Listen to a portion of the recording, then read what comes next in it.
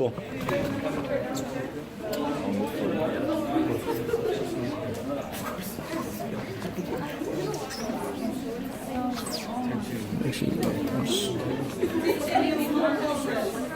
Humility. Cool. So yeah, it's actually right here. None of you guys are. No, this is perfect. Are we good? So now, guys, is everybody comfortable? Is everybody comfortable with where we're sitting? Okay, 1, We're okay, we can 2 start? and a half, 3. We're good. Thank you. Yeah. So the line's like right down the middle. So everyone to my left, you guys can go closer to the middle. You're not in the camera. Right. Bismillah, alhamdulillah, wassalatu wassalamu ala rasulillah. So I want someone to start off and tell me what they're expecting or what they're hoping or what they're. Oh, that was one problem. Oh, it's the president, right? Mr. President is here. Yes, student Cool. president, yes. Saad, I want you to sit right here. Join us. All right, so. Yeah, so the first question is, what were you guys expecting or hoping is going to happen in this next hour or so? What were you guys told? Why are you guys here? You help us understand how to face problems in Okay. society. There's problems in society. Cool. Anyone else? What did I tell you? What is this about? Don't take it personal. It's okay. It's early. They'll warm up and tell us. You can't hear me. So I can try to be louder, but you can also move closer, I guess. I think the fans are loud, kind of. So. Yeah, what are you guys expecting or hoping comes out of this next hour? Help us deal with people that understand. Okay. Islamophobia. Okay, that's definitely one of the issues that comes up whenever I speak to high school kids. And bullying and so on.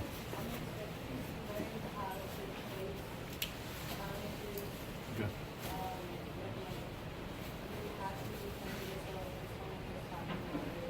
I didn't hear the second half. You have to be louder. It's really.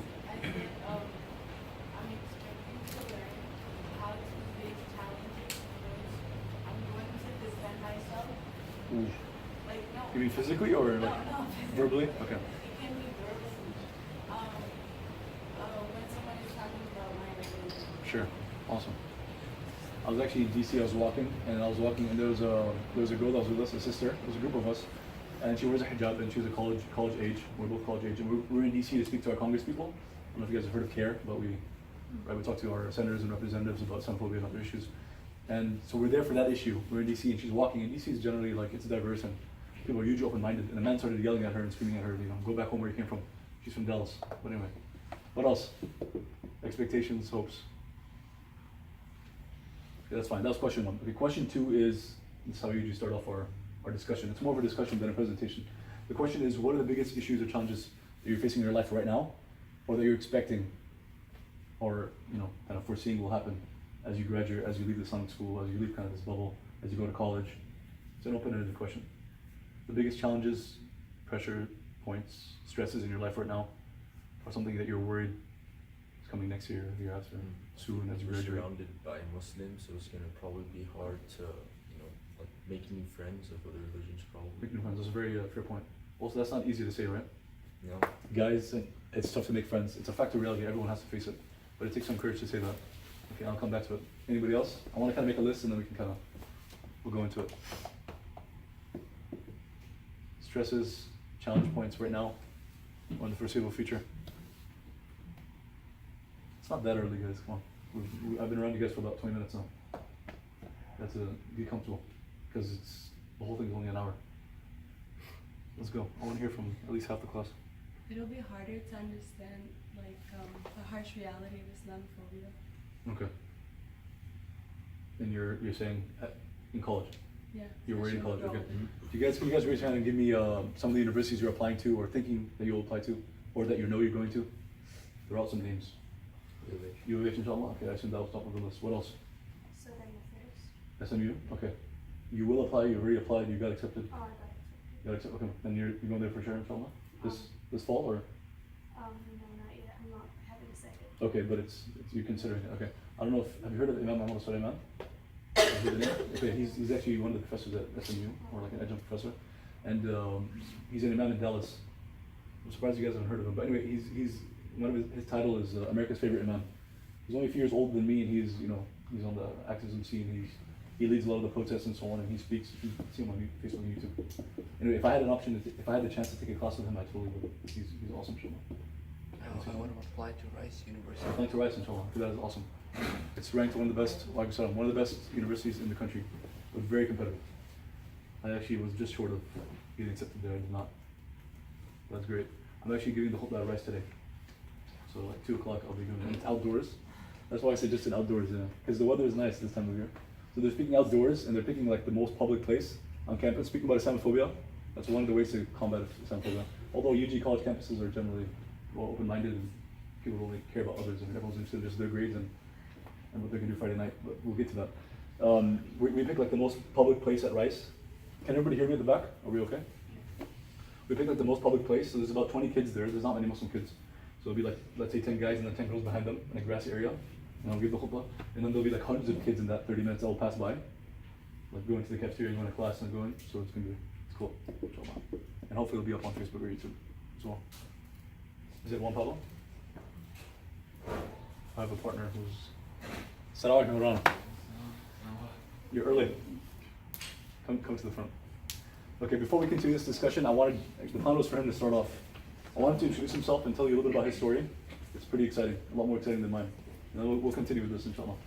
Excuse me for... Sorry. No, you're good. It's cool, it's cool. Assalamu alaikum. Wa alaikum salam. You're free to sit or stand. So, 5 minutes of kind of your story, and then we'll go back to discussing what we were discussing. How we doing this morning? Alhamdulillah. Excuse me for being a little late. Come from the other side of town.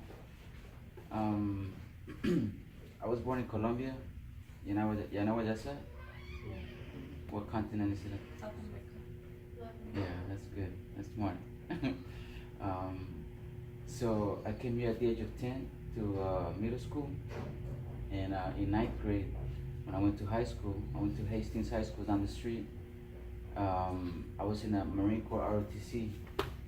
And I come into classroom one day, and there was the Twin Towers, the World Trade Center was hit. I thought it was a documentary, but it was real. And I remember that day, our instructor told us that some of us might go to war one day. And it was true. After high school, I joined the Marine Corps, and I ended up in Iraq with my brother in 07. I went to serve in the infantry with the Marines. And when I was in Iraq, I thought I was going to go and see a lot of bad guys, but the first thing that I encountered was the word salam, and that meant peace. And I got interested in the culture, started learning, and I picked up a Quran for the first time in my life. And when I checked, I wanted to see some of the words that they were talking about, like infidel. When I went to check the word infidel, it said that it was the God of a person who doesn't believe in the God of Abraham. So at the time as a Christian, I said, I believe in the God of Abraham, so I'm not an infidel. I guess we have more in common than I thought. And this got me to want to learn more about Islam. But I was in the mission. I was in the middle of doing my work, my job with the Marine Corps. But later on, I was sent to Afghanistan, and I was older. I was a sergeant. By this time, I had to analyze things more. I couldn't be as ignorant and just make general presumptions about Muslims. So I picked up the Quran again. I started reading, and I got very interested because I felt that the words that I was reading were not written by men. I had read a lot of things in my life, read the Bible, I've read many other books, but when I read the Quran, I felt like, man, this is not written by a regular human being. So I kept reading it, and it helped me. Having a mindset, an open mindset, helped me make friends instead of enemies. When you get deployed to another country, you could easily start altercations or fighting with other people. But if you give them a chance to talk and you get to know each other, you might end up drinking tea and eating food instead of fighting. And that really changed how we did missions when we got deployed. But I had not become Muslim yet.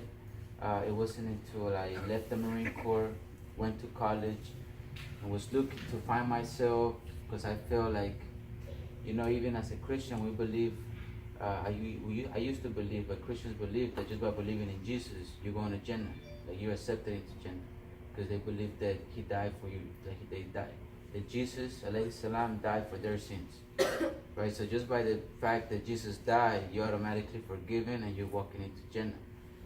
I used to believe that, but I realized that I wasn't so sure.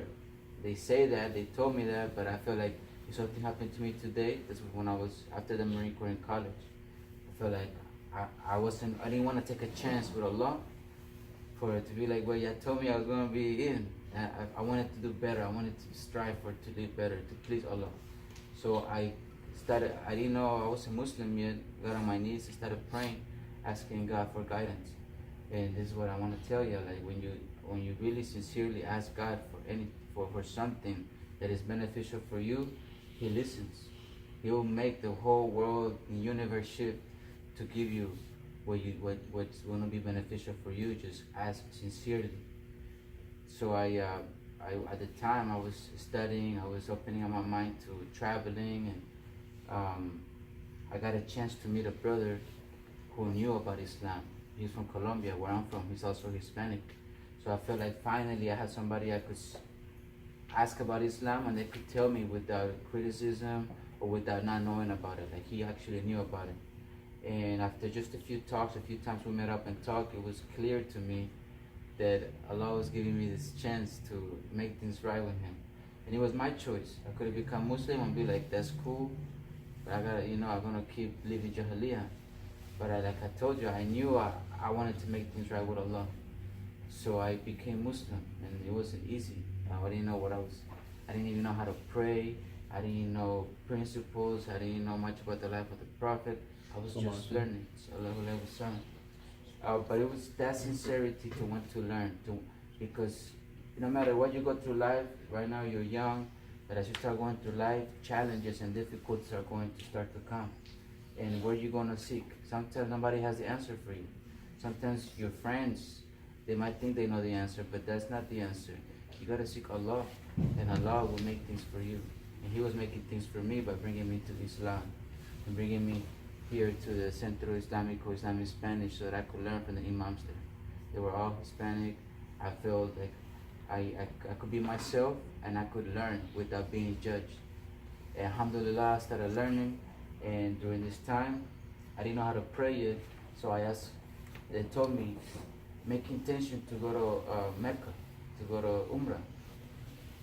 And they said, how do you make intention, right? Nobody told me before, how do you make intention?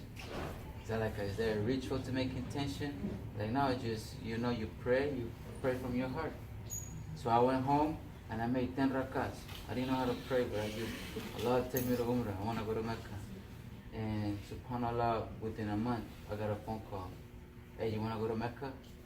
There's a sponsor for you. I said, man, alhamdulillah, God will make things happen for you. So don't ever pray thinking you know the answers. Like, it's not an equation. It's not A plus B equals C with Allah. Allah can make A plus B equals Z, Y, 10 to the power of 1,000,000, right? You ask Allah with sincerity and He will make things happen for you. You just got to be sincere about it and seek Him. Now, later, and as you start going through life, and He led me to Islam, and I went to Umrah. And after Umrah, it wasn't done. It's just starting, You gotta live life and struggle to prove Allah that you really mean what you say when you take a shahada. So I got involved, and when I went to school, I liked politics and history. So there was a chance to go to Congress in DC and Senate and speak on behalf of Muslims. And me as a veteran, we fight for the Constitution. We fight for our rights. And as a Muslim now, I believe in the. I'm proud, and I believe in my right to worship Allah in this country. Nobody's gonna take that away from me. And this is the foundation of this country.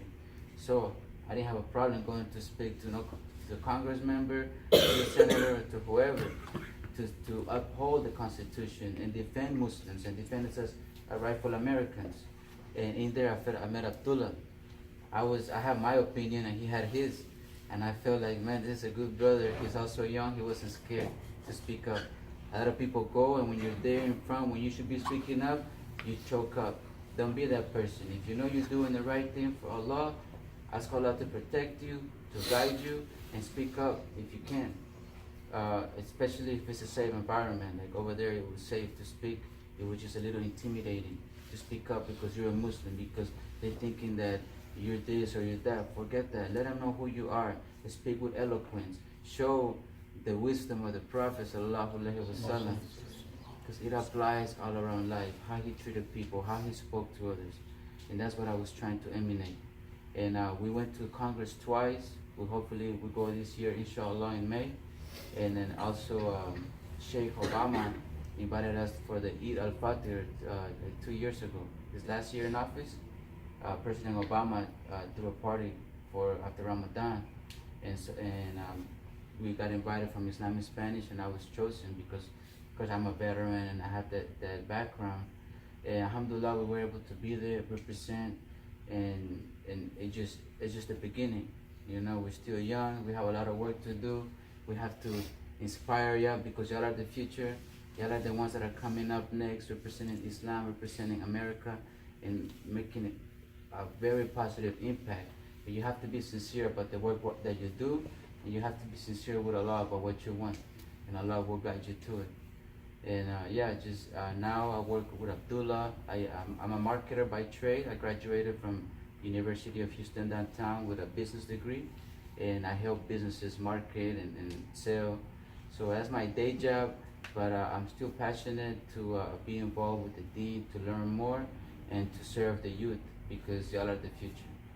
So yeah, that's kind of like a little bit of my story.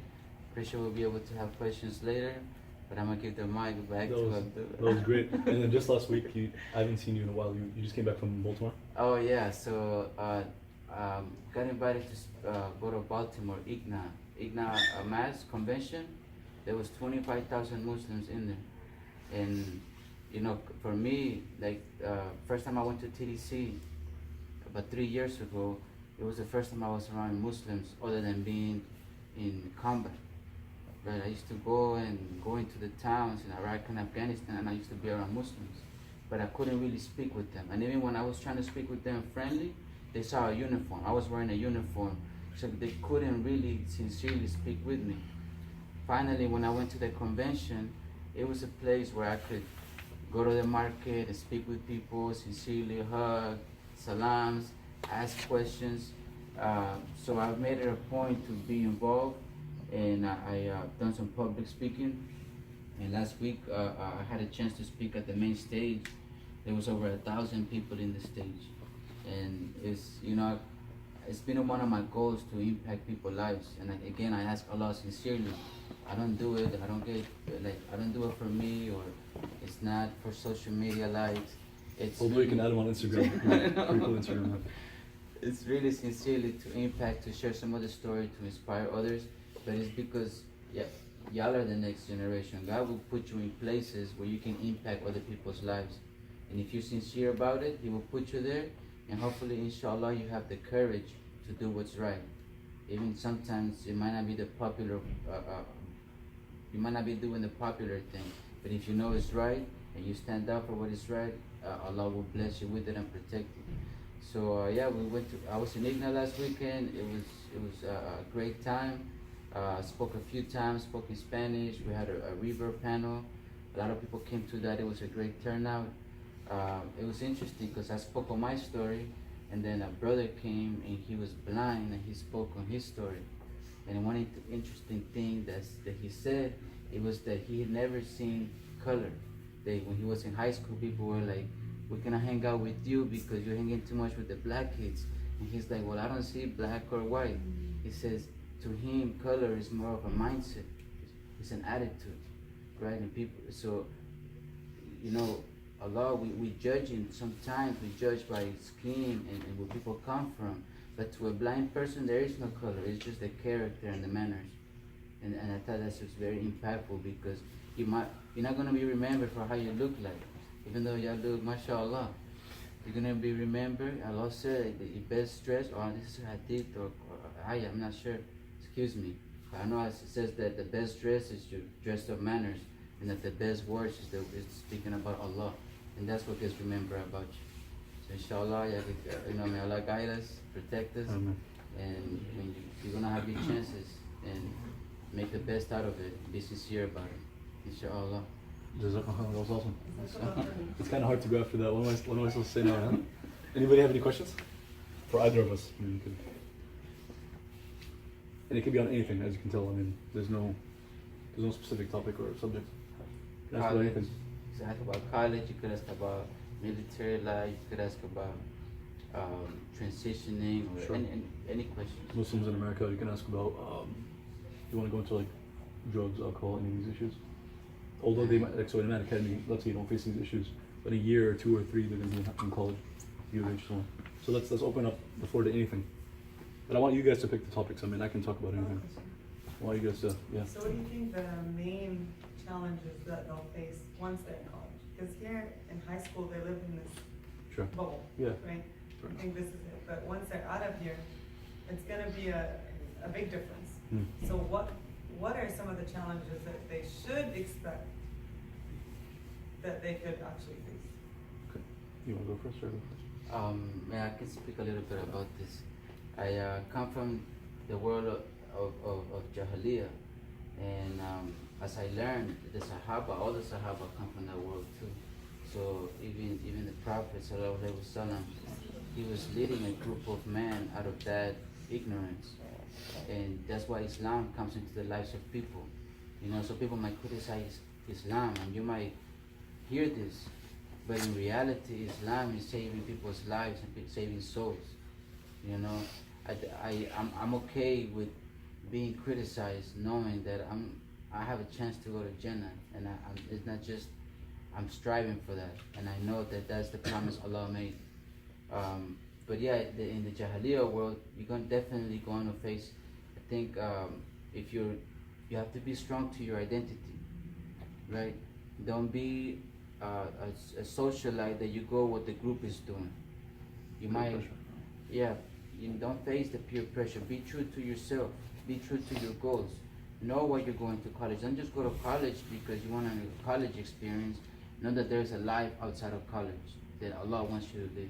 There's a goal, and as long as you keep that goal in mind, you won't let the distractions face you. Because the way I grew up, it was okay to be drinking young, and actually it was the thing to do when you go to college. It was like, oh, my parents are not looking anymore, right?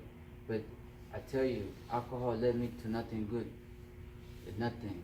I have friends that died in car accidents. I have friends that lost their careers over alcohol.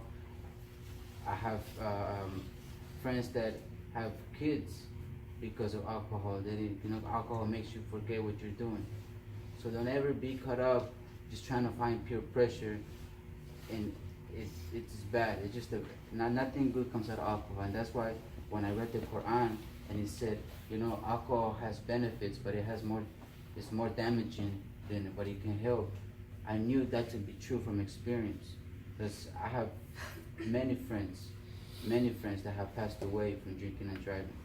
Right? If it was that good, you wouldn't see so many deaths coming from alcohol. So turn away from alcohol. That's like, don't be peer pressure into it. And one thing as a warrior, when we are fighting, we tell her there's a principle that there's some doors that you don't open, right? There's sometimes fear, you cannot open some doors that you cannot get out of. And alcohol and drugs is one of these doors. Don't open that door and go in there, and then you're not going to be able to get out of it, or you're going to have to fight for your life to get out of it. Because getting out of addictions, getting out of all these things that are not beneficial, it's not easy. Don't even open that door. As soon as you see it, keep it closed and go towards the good. Find your community, find your MSAs, find good brotherhood, good sisterhood. Don't be influenced. If somebody's inviting you to the wrong places and offering you any type of illicit substances, know that that's the shaitan straight up offering it to you in your hands, and you have a choice to make, just like I had a choice to make when I took my shahada. I could have been living in ignorance or come into the light. And you have a choice. You're living in the light. You're going to be given the choice to go into the darkness. and don't make that. You can make the choice and keep living your life because there's a higher goal after university. You're gonna see a lot of integration, people that come from all walks of life. There's some people that have not been, they don't know what it is to be praying 5 times a day. They don't know what it is to live a sincere life for Allah. They don't know what it is to strive to do right. It's just like creating habits. Distracted by the world of that. Huh? Yes, I was there, and I have friends that were there. Friends in jail, friends that are dead, friends that are in wheelchairs from things that come. Maybe it wasn't the alcohol, but it was an altercation that happened when they were drinking. Maybe it wasn't that they were drinking and driving, but they were in the backseat and they had no control over who was driving and how they maneuver the car when it went out of control.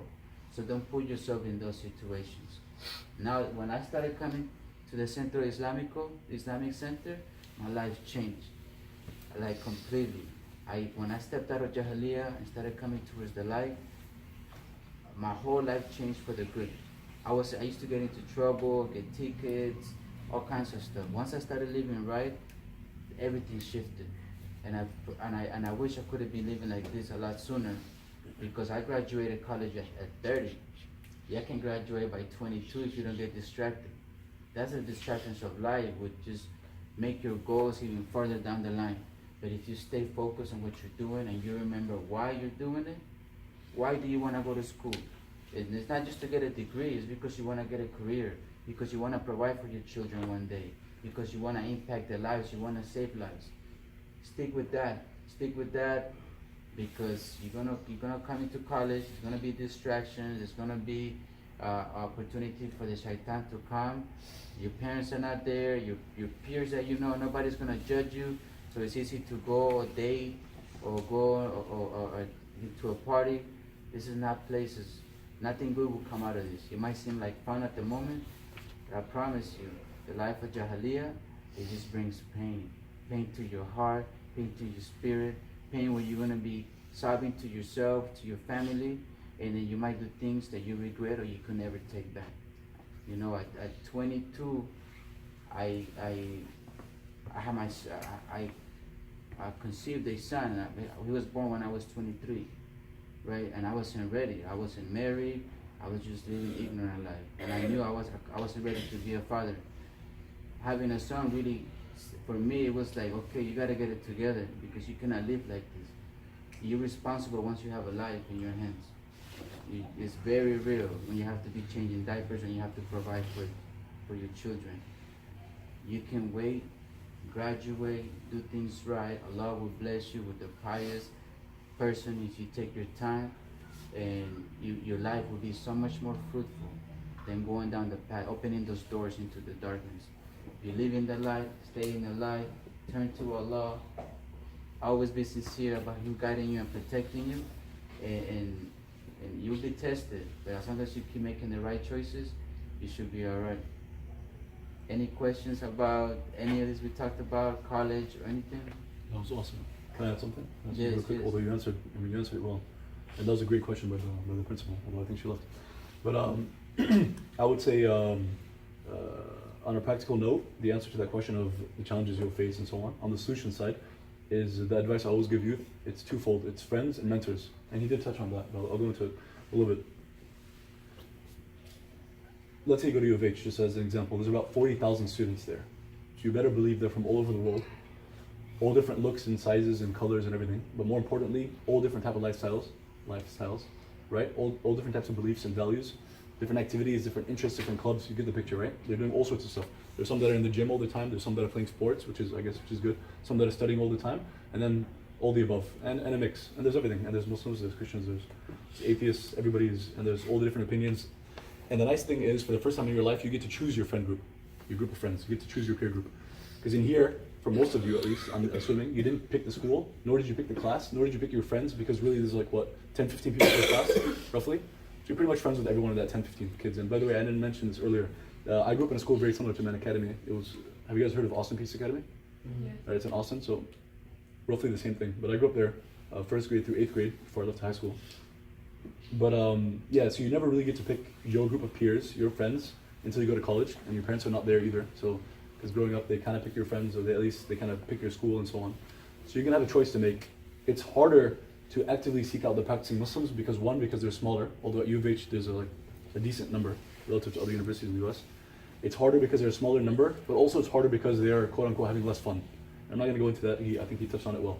But friends. And second is mentors.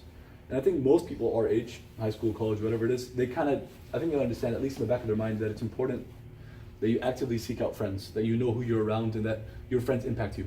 Now people might say, especially guys, like I don't care what my friends are doing, I do whatever I want, right? I make my own decisions, at least I'd like to believe that. And hopefully you know, at least in the back of your mind, that it's actually not true. It's a fact of reality that regardless of your age, and no matter how strong your deen is, and everybody struggles with their deen, that the reality is, scientifically, psychologically, that you are impacted by those who are around you, right? The 3, 4, 5 people that are your best friends are the ones who are gonna basically dictate your lifestyle. If you're spending time with them, you're doing what they're doing to an extent.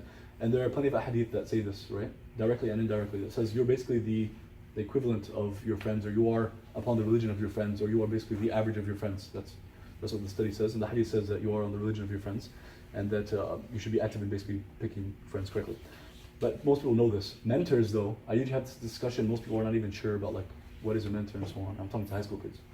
So what's a mentor? I want to hear from you guys. I don't want this to be very like one-sided.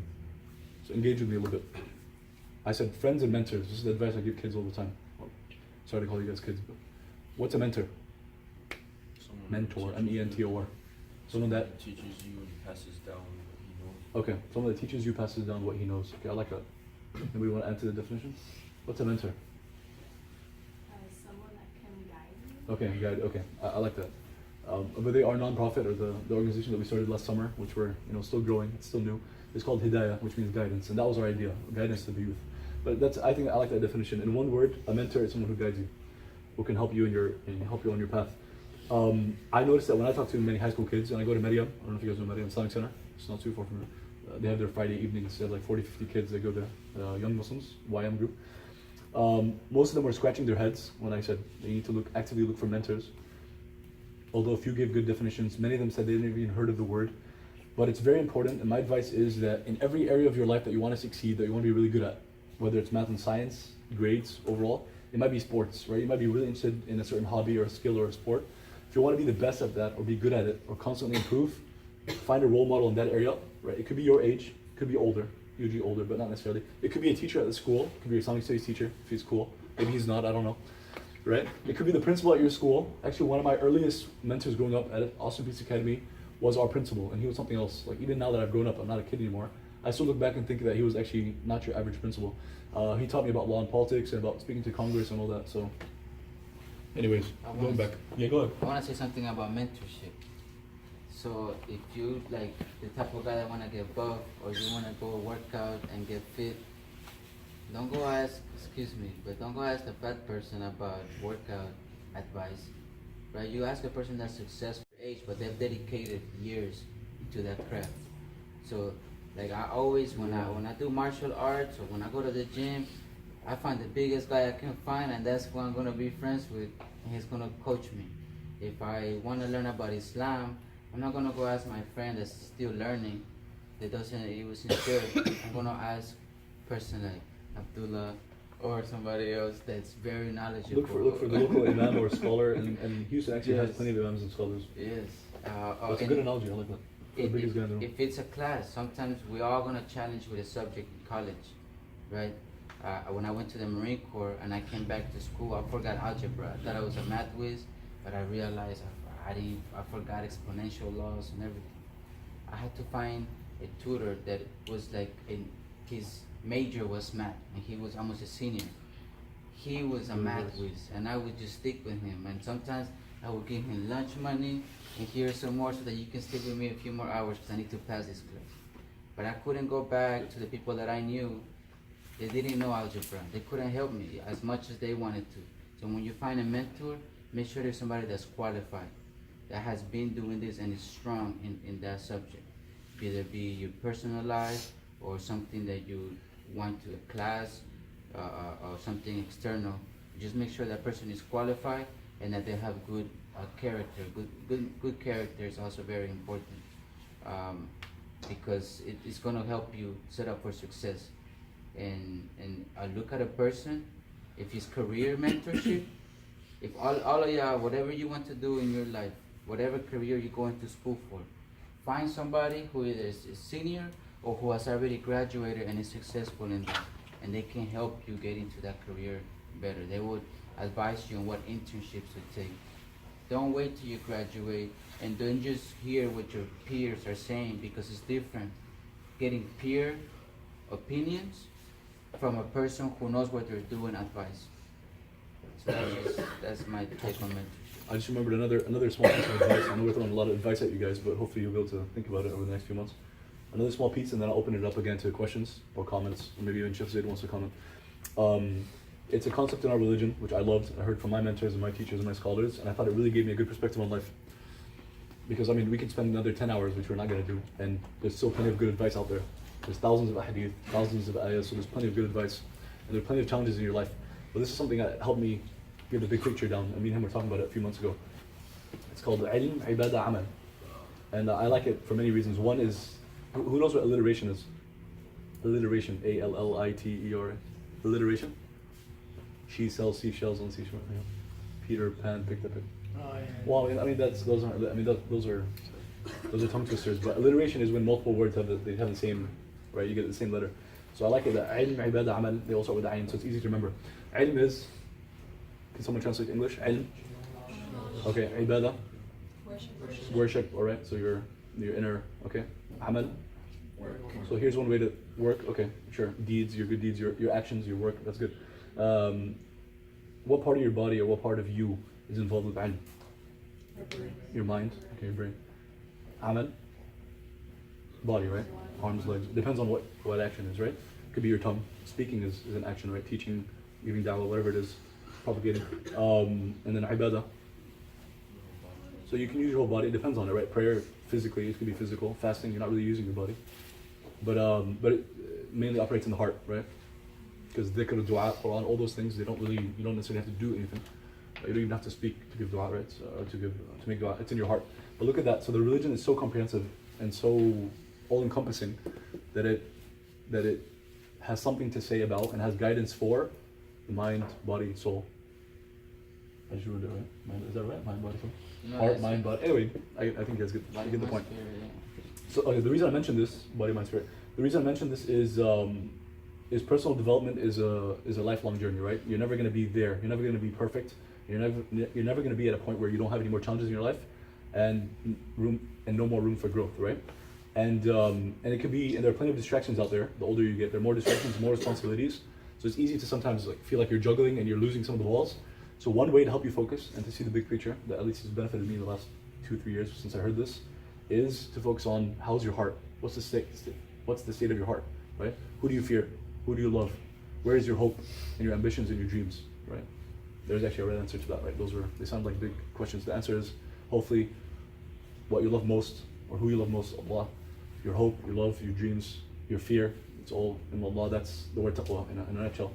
So your heart is in the right place, that you're not distracted with all the things that are pulling at your heart, that your mind is in the right place and that you're constantly learning and growing, and that your actions are always in line with the sunnah. So I don't know, that kind of helps me, right? Did that make sense to anybody? Anybody you can ask a question about this specifically and then we can move on. Does that make sense? Ilm, ibadah, amal? Knowledge, is that?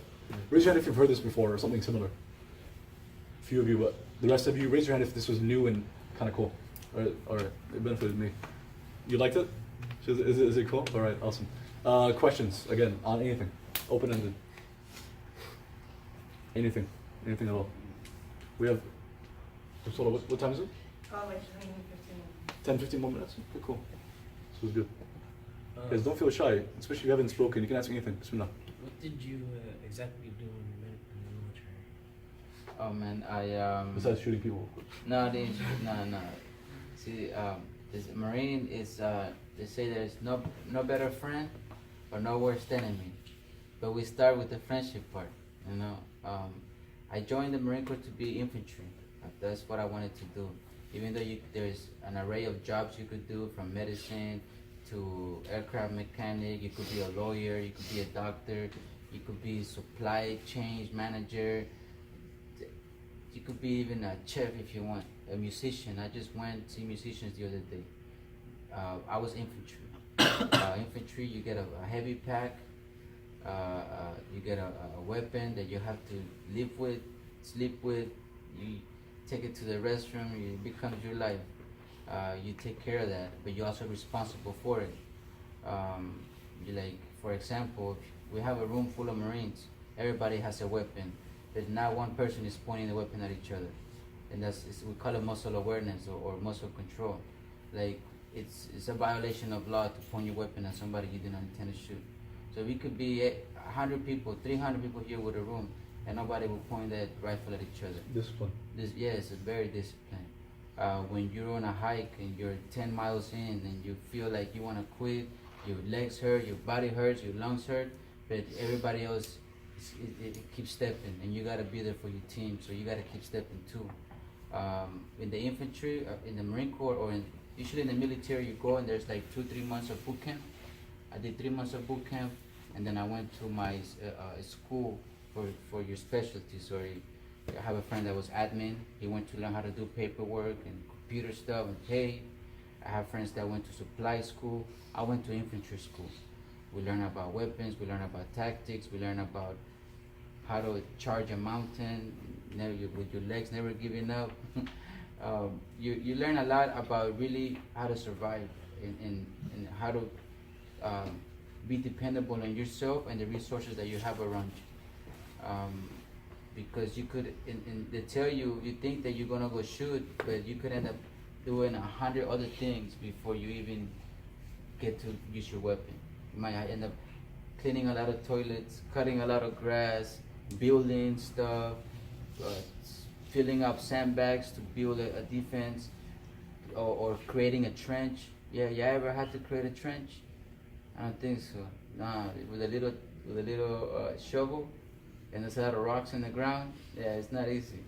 But so you might end up doing a lot of things that not necessarily have to do with fighting your weapon, but you learn about yourself and your capabilities. You have to train every day. In the Marine Corps, we have also a mentality of body, mind, spirit. You have to take care of your mind. That's knowledge. That's keeping a healthy mind. Studying. Staying sharp. You gotta stay sharp. You gotta know if you deal with the radio, you have to know everything about that radio. Because if it ever goes down, you gotta get that radio back up. You gotta know how to use it, how to troubleshoot it, how to change the battery with one hand. Same thing with all your other gear. Same thing with the knowledge. Just like in high school, you have different subjects. No matter where you go, they're gonna be different subjects to study. You gotta take it upon yourself to be excellent at that. And then your spirit. Even in the Marine Corps, the military, you cannot have a balanced individual without the spiritual part. And that's the military. They're not telling you which religion or what spirituality, but they say that it's a balance of a human being. Because if you're in combat, you have to have a heart. You have to have a heart to make the right decisions, right? Because if there's no bad guy, then you have to have enough heart to not engage against that person, right? It takes you to have a spirituality to, even if you have to go against the bad guy, how you gonna live with that? Because for me, it was very important to be clear and conscious. I wanted to come home and be able to sleep. I didn't hurt an innocent person. I didn't hurt a kid, I didn't hurt a woman, I didn't hurt a man who was innocent, right? And to live like that, you have to have a spirituality. So it's not just about being strong and about being very smart, but about being spiritual, right? And I found that spirituality, to me, Islam is the most comprehensive. But yeah, infantry is what I did.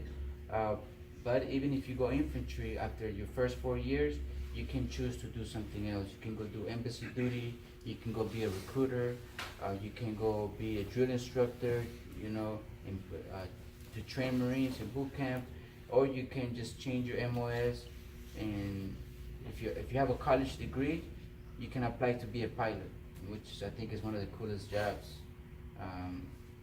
Flying, you know, who wouldn't like to fly? I don't know. Yes, ma'am. We have one more question. Go ahead, brother. I was gonna ask, before now you were mentioning Amal and the three things, علم عمل عبادة. Could you differentiate the Amal and Ibadah? Sure. How do they like so? Sure, yeah, so ibadah means worship, right? And Allah says that your purpose in life is to worship Him. but it's of course all encompassing. You're right that technically they're words, right? Like an action such as prayer. Prayer is an action. It's also ibadah. So I can see the confusion. But let me. I apologize. Let me give some examples. Let's say you are giving a khutbah, right? It's an ibadah technically, it's part of the prayer, so on. But we're going to count that as amal, just to give you examples. Let's say that's your area of activism. Let's say you go to a protest, right, about gun rights, or let's say you engage with your Congress people, or you're involved with a humanitarian organization. You guys know Helping Hands, ICNA, CARE. You guys are in Houston, but you guys are very lucky. If you think about the millions of Muslims living in non-Muslim countries around the world, UK, Canada, US, Britain, Australia, all that stuff, which is about, I think, a fourth of the Muslim population around the world, live in non-Muslim countries. If you live in Houston, you're among the luckiest, if not the luckiest, right? For many reasons. One of them is the number of Islamic organizations that you can volunteer with. And I would like to see, I don't know, I'm not going to judge because I haven't looked into it, but I would probably say that Islamic schools can definitely do a better job of having those relationships with Helping Hand and ICNA and CARE and all the list of Islamic organizations here in Houston. And you guys are close to Sugarland, so you have one of the biggest masjids, if not the biggest masjid in Houston. But anyway, let's call that activism. Let's call that ibadah. Let's call that amal. Is that cool? You're volunteering. You're working with a charity organization, a civil rights organization. You're giving da'wah. Is that cool? We're going to call that amal. Ibadah. We're going to say da'wah. Du'a, dhikr, Quran, salah, fasting, charity. Did that answer your question or no? Go ahead. The other for it to help others. I can't really hear you. You got to talk louder. So, one is just for your own, like your own things you do, and the other one is Okay. to help others. I think that's a fair way of putting it, sure. Like ibadah can be, well, again, it's all ibadah, right? But in that category, we can say personal rituals, right? So your prayer, your fasting, that's a good way of putting it. That's mainly just benefiting yourself. Your amal is basically how you impact your community and stuff. That's good. How you serve. We good? Yeah. What was your name? Sorry. Saad, thanks for the question. That was awesome. Sheikh Zaid, do you want to say anything? A few words? No? President? A few words. To us or to them, or a question? Sarah Lugo would like to, Sure. Listening the parents, their parents and rather. listen to Obeying your parents, for sure. Sure. It's jihad actually. Sometimes. Parents can be rough. It's not easy. It's one of the challenges I've had for many years, but listening to your parents is a struggle. So. I do want to tell you that volunteering to these organizations will be a great opportunity for you to stay in a good group of a circle and environment, group of friends, but would also give you an opportunity to network when you're going to, you're getting your college degree done. You're going to be able to put that in your resume, that you volunteered for this organization and that you took an administrative role or that you took a leadership role. This will keep you engaged, you have a purpose. There's a lot of organizations in Houston that you can volunteer with or get internships with. Be involved with these organizations. They're gonna need you, and later on, you're gonna pass that down to another generation. So when you go to college, don't just forget about the convention, the community, about Islamic organizations that need people like you. You know, Islamic organizations are looking always for interns and volunteers. And of course, if a non-Muslim steps up, alhamdulillah, because the work needs to be done. Somebody got to do it.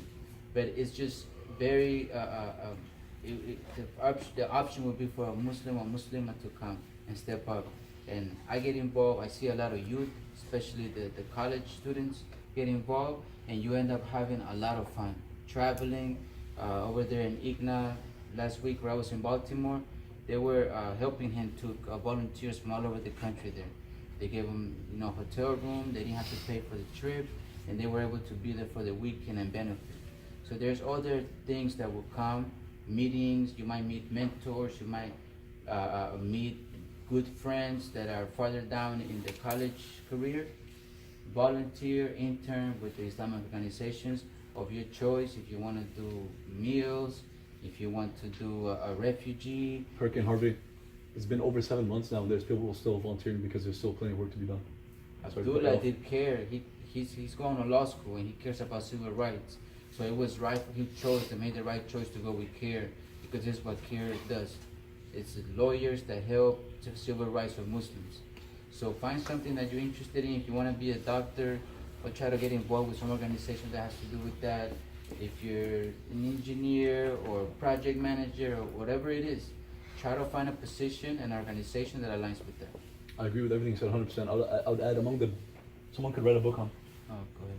Yeah, I'll give them to you just one second. Yeah, I could easily write a book about what all the benefits, all the things that I benefited from by being involved. And that I've been volunteering since I was like in elementary school at the Islamic school in Austin, and I've pretty much done it all throughout. And although I'm serving others and helping others and tutoring others and mentoring others and cleaning up houses and building houses and all that, alhamdulillah, I've done that. I benefit first and foremost before everybody else, and that's why I'm encouraging you to do it. I've put in possibly over 1,000 hours in the last 10, 15 years, and I benefit the most. And like I said, I could probably write a book on it, but the one main benefit is it's all about how you use your time. It's all about time management. I mean, life is just, you basically have a few hours to live in this life. And Allah says, "Wal asr." Everybody, He swears by time, everybody's at loss. The default is you're a loser. If you're on this planet, you're wasting your time, you're a loser, except those who use their time well, those who believe in Allah, who do good deeds. That's how you use your time. And those who encourage others to do so, which also the haqq, which also the sabr. So so that was good. That was good advice about volunteering and so on. Go ahead. I wanted to ask, how can we so when we're gonna get to college, we're gonna be surrounded with other kind of people like Christians. So how can we act and if they say something about our religion, should we ignore it or should we talk? That's a good question. How to act when you're outside of how to act around others. I'm going to say a sentence, then I'm going to, this is your question, yeah? There's only one way to act though. You have to be yourself. That's my answer. There's no other way to act. You will face, I didn't mean to make it, to make a joke out of it, but I'm being serious. That's the only way to do it when you're being attacked is to hold on more firmly to your religion. Because you will find that there are girls that will take off their hijab. There are guys that will try to fit in. I guess it's easier for guys, right? I mean, if you shave your beard and dress in a certain way and talk in a certain way, most people are not going to assume that you're Muslim, especially if you change your name as well. But the only way to act when you're under pressure and being challenged is to hold firmly to your religion, because that is a test from Allah. So see the big picture. But I'll let you take this answer, take this question. Yeah, I think it's very important that you do know yourself and that you act in a way that just be you. But like I said earlier, the best dress is the character and manners, and people will see that. If people reciprocate how you are, right? That's like one of the most of the time. If you're nice, if you're kind, people will treat you the same way. And if people test you, then good thing that you have the sunnah. You have something that they don't. It's the example of the Prophet sallallahu alaihi wasallam. Sometimes it's better not to say something. You might be out of it's better to show with action and with your manners. I think there's a rule I learned in Colombia. When I was growing up, there was a lot of cartels. Right? There was a lot of killing and all kinds of stuff. There was a rule that if you don't get involved in bad business, then you shouldn't have a problem, right? And this is an advice, if you're not getting involved with any bad groups, any bad business, people shouldn't generally mess with you, right? But there are exceptions, right? And you're gonna be tested here and there, but college is a safe environment, Don't let nobody's words get to you. If somebody attacks you, get the cops involved. That's an assault, that's battery. There's charges that can be filed for that. But as long as somebody's not assaulting you, then, be merciful and forgiving. You don't have to prove a point. You don't have to tell somebody Islam is right. But if you can act with the manners that they will say, I like the way that person acts. And it might not be the aggressor. It might be everybody around that recognizes your life. That's be yourself and have manners. That will take you a long way and stay out of bad places. 30 seconds? 30 seconds. So I noticed that maybe a total of 10 questions we've had over the last hour or so, more than half of them are about Islamophobia, bullying or being attacked and so on. So maybe I'll address this in another 30 seconds. I guess it's a fair concern. Raise your hand if you've heard of Punish a Muslim Day. You guys all heard it? Okay, that's cool. Actually, most of my friends didn't hear of it because it didn't really happen in the US, it was in the UK. But it's good, it's glad that, so you guys are welcome, inshallah. Punish a Muslim Day was April 3rd or something, so three days ago now? Yeah. Do you guys know how most people around the world responded? No. Did you hear anything on the news about people actually attacking Muslims? Or you guys know the point system, right? Yeah. If you do this to Muslims, well, did you hear, how many videos did you guys watch of people doing that stuff? I didn't see any. I'm sure. I mean, there's people every day that get attacked, get their hijabs pulled off, and I don't want to scare you, but this stuff happens all the time. I had to read the reports because I was with CARE. But the majority of the world responded by saying, what was the hashtag? What was the hashtag? Love a Muslim. That was the hashtag, and it became the top hashtag on Twitter, April 4th, I think, or April 3rd.